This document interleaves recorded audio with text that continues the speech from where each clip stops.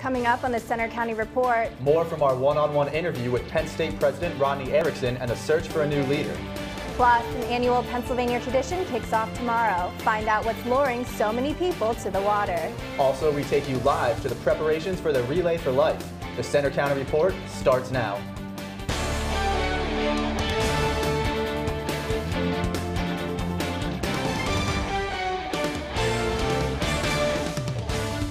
Welcome to the Center County Report. I'm Peter Coravesas. And I'm Anita O.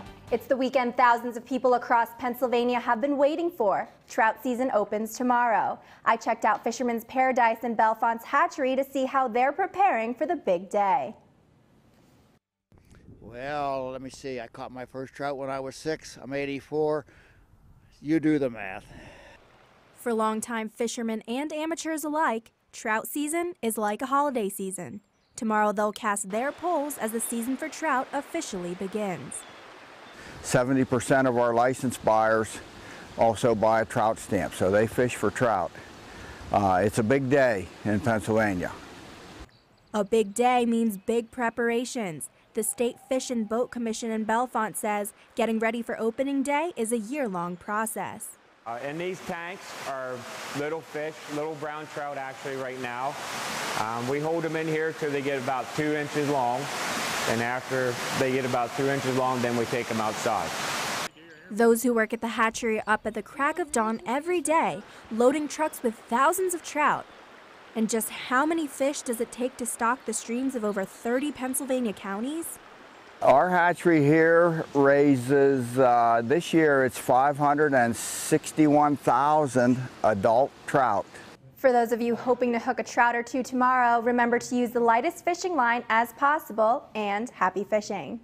And how about the weekend? Will it bring us some weather for fishing? Let's head over to meteorologist Jackie Layer for an update.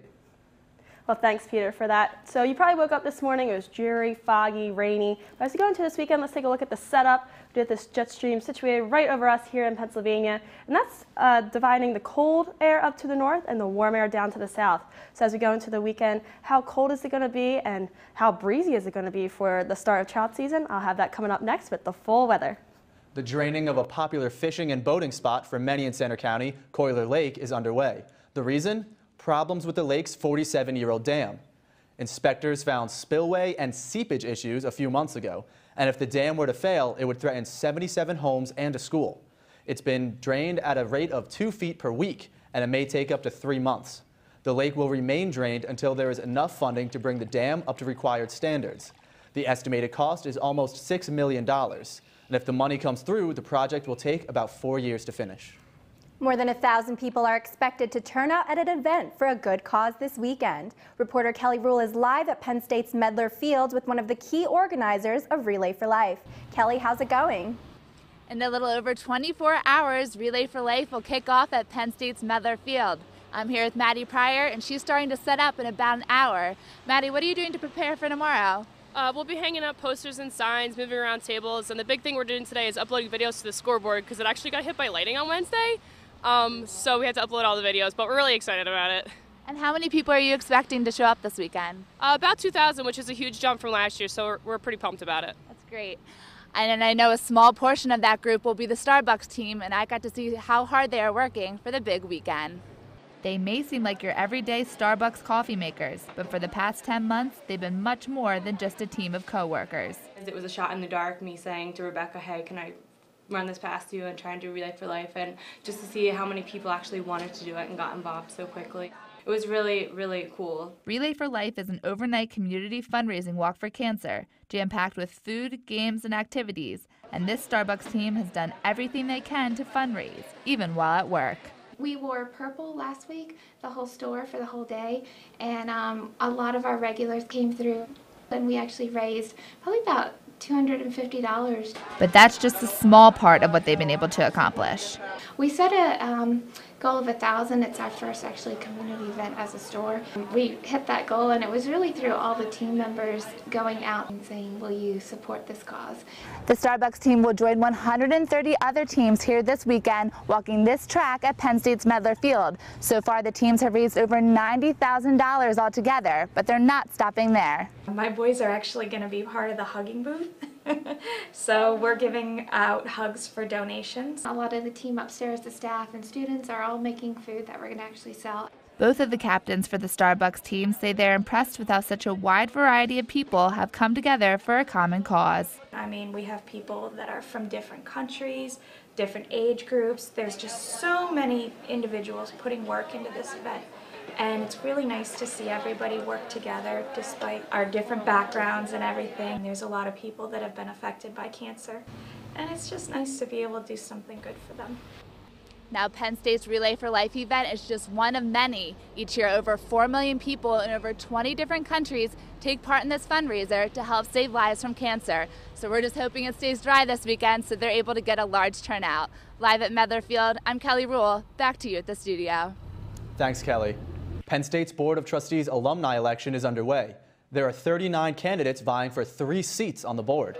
2 seats are held by incumbents Paul Suey and Stephanie DeVinny, and both are seeking re-election. Alumni Association Executive Director Roger Williams was in Harrisburg Tuesday for Penn State's annual Capitol Day, where he talked about the election. The Penn State Alumni Association is a great proponent of having as many Penn State alumni vote in this election as possible. Last year we had a huge surge in interest in the alumni trustee elections. There's a lot of interest this year. Last year's election saw a record of 37,000 votes. And after one day of voting for this year's election, there were already 9,200 ballots cast. The search for Penn State's new president is underway. Reporter Zach Mignata has more on the search for a new leader.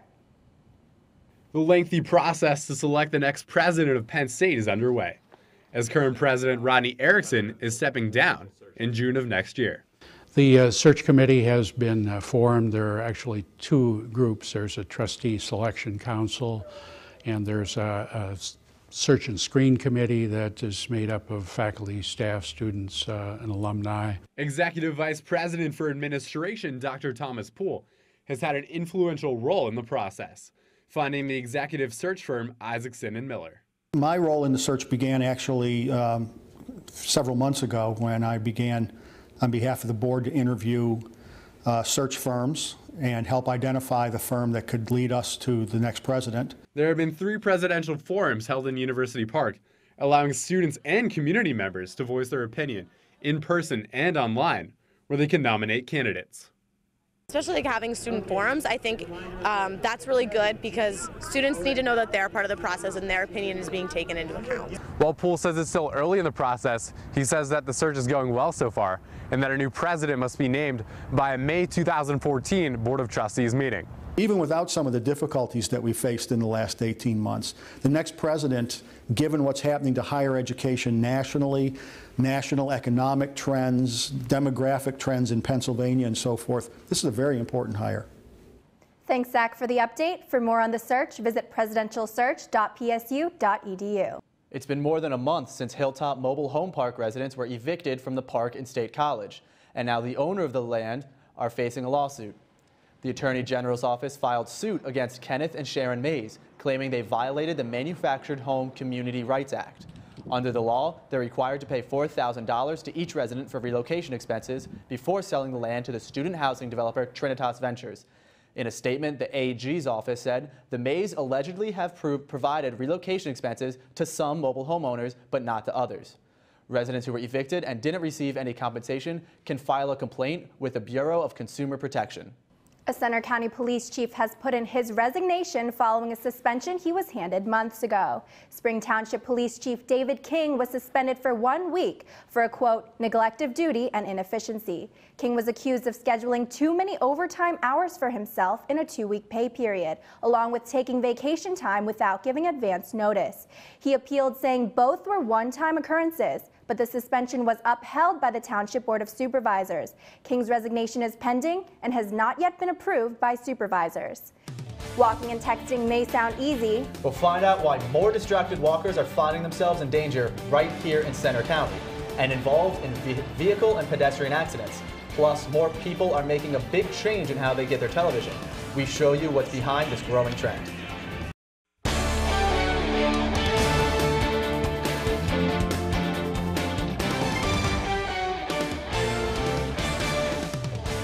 NASA has given Penn State's engineering school a once-in-a-lifetime opportunity. Students are building a nano-satellite that'll be launched by NASA to investigate space weather. That weather can have an effect on electrical grids, cell phone communication, and GPS. What we've been offered by NASA is a launch opportunity.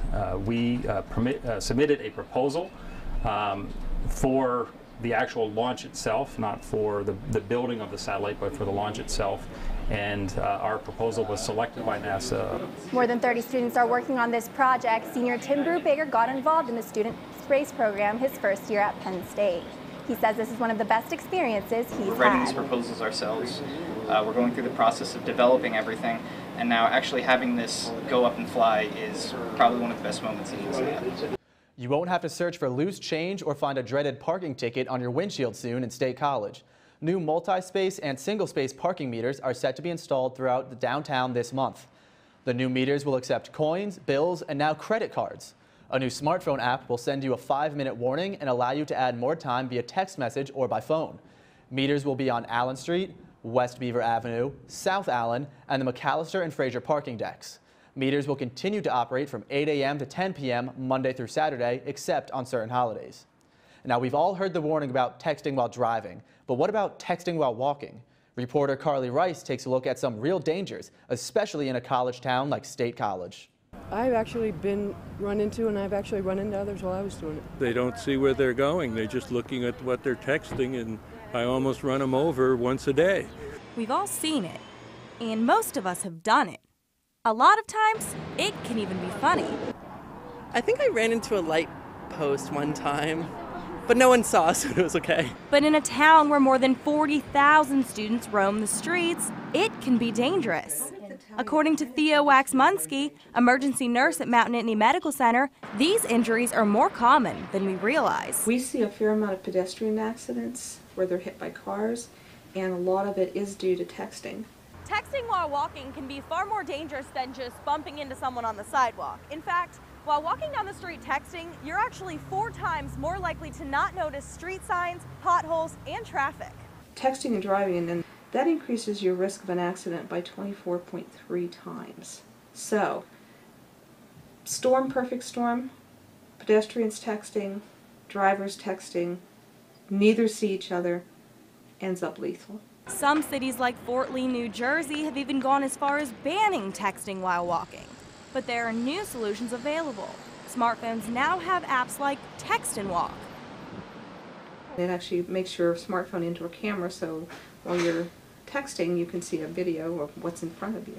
These apps can help you see, but they don't make you any less distracted. And it's distraction that can be dangerous for everyone. I've been teaching at Penn State for 25 years, and my objective is to finish and retire without killing an undergraduate student. In State College, I'm Carly Rice with the Center County Report. Now, last year, more than 1,100 people in the U.S. were sent to the emergency room for texting while walking related accidents and injuries.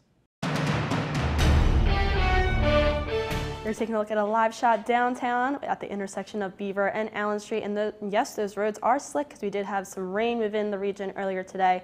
So if you are a pedestrian, definitely be sure to take a look at the roads and not while you're texting like that feature just mentioned. So now as you go into our weather headlines for the rest of the week, like I mentioned, it was a rainy end to our week today. So if you woke up, it's definitely a little dreary. But then as we go into Saturday, it's going to be cloudy and breezy as that cold front pushes on through. And with that, as we go into next week, it's going to be a beautiful start to the week. So definitely a happy ending as we go into next week. Going into the national radar, we do have a lot in the way of rain that passed through in the early morning hours, but it does look like it's dissipating as we go into the afternoon. So we're not going to be seeing much in the way of rain. We're going to be seeing more in the way of sprinkles as we go into the afternoon and more in the way of drier conditions. So as we go into the rest of the forecast, current conditions right now though, 47 degrees right now with some light rain in the region. That's bringing that temperatures down, feeling like 41 degrees with those winds southeast at 5 miles per hour. Now with your almanac today, we're going to be struggling to get into the 60s or out of the high 50s. The low overnight tonight will be 42 degrees. The normal is actually 58, so we're right around normal. We're not going to be seeing anywhere near that record set back in 1977 of 84 degrees, even though I really wish we really could. Now with your lookout for Saturday, we do have this jet stream right over us, and that could be bringing us some showers early on in the day. So if you are heading out for the beginning of trout season, definitely want to have your umbrella and maybe even a jacket as well, because it's going to be a cooler one with more in the way of brisk wind as well. So definitely want to bundle up for that one. Now going into the week ahead, looking at Monday and Tuesday, like I said, we're going to have a beautiful start to the week, 68 degrees for the high on Monday. So we are rebounding back into the high 60s. Going into the rest of the week, though, could be seeing more in the way of severe weather, especially on Thursday. And as we go into Blue-White weekend, could be a rainy start. So back to the desk. Thanks for that, Jackie. And now, are you one of those people who are fed up with the high cost of cable or satellite television? Now, with so many people looking to cut costs, more of them are ditching cable. Now, I took a look into this growing trend. When I leave State College, I don't plan on getting cable. My roommate has Netflix, and that's the way that we're going to watch television. This is a rising trend among adults in their 20s and 30s, with 4.7% of households in the U.S. not buying cable. Television ratings company Nielsen calls people like these the zero TV crowd, and Nielsen expects those numbers to keep rising. Streaming websites like Netflix, Hulu, and HBO Go have made avoiding a costly cable bill easier than ever. The zero TV generation has cable companies thinking of the future. The problem that these companies face is that they'll have to find some way of either attracting the consumers back or of competing with them using their own OTT services. That's why the industry is in a flux about finding a way to respond to this challenge. And that challenge is clear here in Center County, where many Penn State students say they're turning to the internet for entertainment. Most of what I watch is either recorded or I just watch it on Netflix or the internet. I primarily watch television on the internet. When I do have time, I do sit down and watch TV. When I have free time to go on Hulu and watch an hour episode or to go on Netflix and watch an episode. So how can cable companies or broadcasters stay afloat down the line? They could go with the advertising model, or they could go with the subscription model, or a combination of the two. They would have to experiment and find out. Now, one of the biggest complaints I heard from people is that if they get rid of their cable, they won't be able to watch their sports. I know for me, if I couldn't watch football season, I might just lose it. You know, that's understandable, but I definitely won't be cutting my cable anytime soon. But speaking of sports, Julia, what's going on in the sports world? There's a lot of sports this past week. After the break, we'll find out what a former Olympic hockey player has to say about the future of Penn State hockey. And Blue-White weekend is only 1 week away. We will look at what the football team has been doing to prepare for the annual spring game.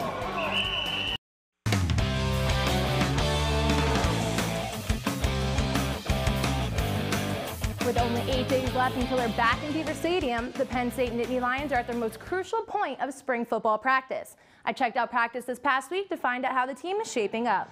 As spring practice heads towards its final week and the blue and white game, the Nittany Lions are working hard at setting up a successful second season for head coach Bill O'Brien. Once again, the big question for Penn State football as summer approaches, who will emerge out of yet another quarterback competition in Happy Valley? I can't say that one guy's really stood out above the other guy. They both had their moments. I've been very impressed with how hard each guy's worked. You have to give them both credit for making the trip and making the choice to come to Penn State and trying to be the quarterback. So, you know, I have respect for both of these kids. All our quarterbacks have stepped in there and taken charge of the huddle. You know, when they're speaking, guys listen. You know, it's going just like it should. Although the battle still continues between Stephen Bench and Tyler Ferguson, with 5-star recruit Christian Hackenberg entering the fold this summer, the team is doing what it can to support all of them, no matter what the final outcome is. Just trying to keep those guys comfortable and just rally around those guys. I mean, they're both young, so I mean, like, if we have some times in practice where things might not go so well, we try to just rally around them as some of the older guys and just make them feel comfortable. After a surprisingly successful first season under head coach Bill O'Brien, featuring strong senior leadership, players like junior Allen Robinson say plenty of players have stepped up to fill the holes left by those graduating seniors. Carson has definitely picked it up as far as being a vocal leader, and so has Mike Cole. So I think those are two guys that could definitely step in and fill those shoes right away. The team's biggest focus during spring practice? Staying healthy and making sure they're prepared for their first game on August 31st. I think last year it was more like learn what we're supposed to be doing. Now it's execute. Kickoff for the Blue-White game is 12 o'clock next Saturday, and Coach O'Brien says they're ready to make some big plays down the field for all their fans. The hero and captain from the 1980 Miracle on Ice team, Mike Eruzione, was at Eisenhower Auditorium Wednesday night as a guest for the Distinguished Speakers Series. The hockey great expressed what he believes to be a bright future for the Penn State hockey program. It's outstanding that hockey's coming to Penn State. You know, I've always said anytime we have more universities and colleges of the stature of Penn State that are having college programs, it's more opportunities for our young men and women to have a chance to play the game. Eruzione had the opportunity to tour Pagula Arena, and he thought it was, quote, spectacular. I think it's great that the facility is the way it is. The locker rooms were great, the amenities that the students have, the amenities for the spectators, the suites, the luxury boxes. Everything was as good as it can be. Penn State will hit the road today for a 3-game conference series against Michigan in Ann Arbor. Today and tomorrow's games will be at 4:05, and Sunday's matchup will begin at noon. After a devastating loss to number 3 Northwestern, the women's lacrosse team breezed by Lehigh earlier this week and is now preparing for their next matchup against Ohio State. Baseball wasn't the only team to be affected by the storm on Wednesday night, as the women's lacrosse team had to stop play and move their game into Holuba Hall. The girls dominated Lehigh with a final score of 16-3. 5 Nittany Lions scored 2 goals in the win, while freshman Erica Spilker and sophomore Kristen Brent both scored their first career goal. Senior Molly Fernandez says their focus now shifts to Ohio State. We're just trying to pick it up in practice.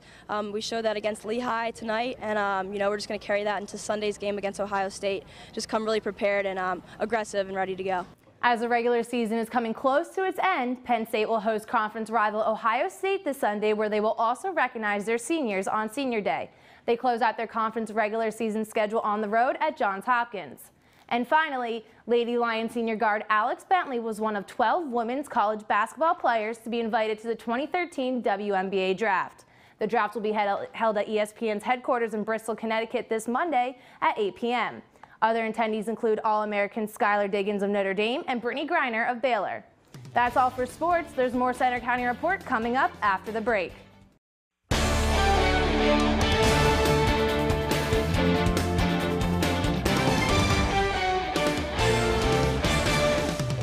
Here's a sad fact. 1 in 50 children are affected by autism.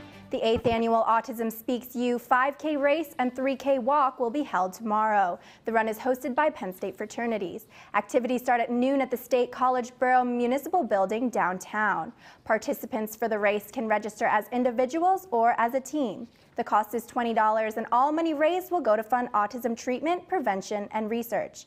The goal is to raise $110,000 for autism awareness. So far, they've raised over $63,000. And now that's all for today's Center County Report. For more news, go to our website, centercountyreport.com. You can also follow us for breaking news on Twitter at Center County REP and check us out on Facebook as well. Have a great weekend, everyone. We'll leave you with a live look at Allen Street in downtown State College.